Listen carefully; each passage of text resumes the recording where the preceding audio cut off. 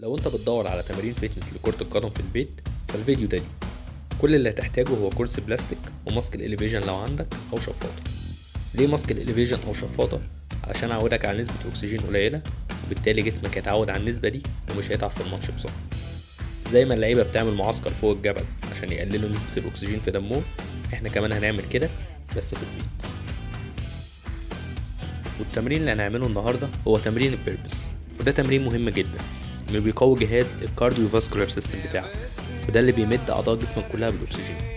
وكمان تمرين البيربز بيشغل عضلات جسمك كلها زي العضلة الأمامية والبايسبس، وكمان عضلات الكور والجلوتس، وأخيرا عضلات الظهر والكتف. وزي ما قلت لك، انت ممكن تستخدم الماسك في التمرين زي ما انت شايف كده، او لو ما عندكش استخدم شفاطة.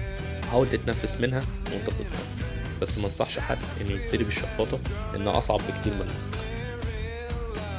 تمرين البيربز ليه 3 مستويات، فانت لو في ليفل 1 هتعمل التمرين زي ما انت شايف كده من غير ما تنط نطة فوق. ولو انت ليفل 2 تعمل نفس التمرين بس وانت طالع هتنط نطة فوق. وتالت ليفل معانا وده اللي احنا هنعمله، ان انت تنط نطة لفوق وتلمس ايدك الاتنين ببعض، تنزل نازلة وتكرر التمرين تاني. ولو انت الفتنس بتاعك عالي ممكن تعمل التمرين بالشكل ده، انك تحط كرسي بلاستيك في النص وتعمل بيربز يمين، وبعدين تنط الناحية التانية وتعمل بيربز شمال. واخيرا اسيبكم مع التمرين. احنا هنتمرن 5 مجاميع بيربز، 4 بماسك واحدة من غير ماسك.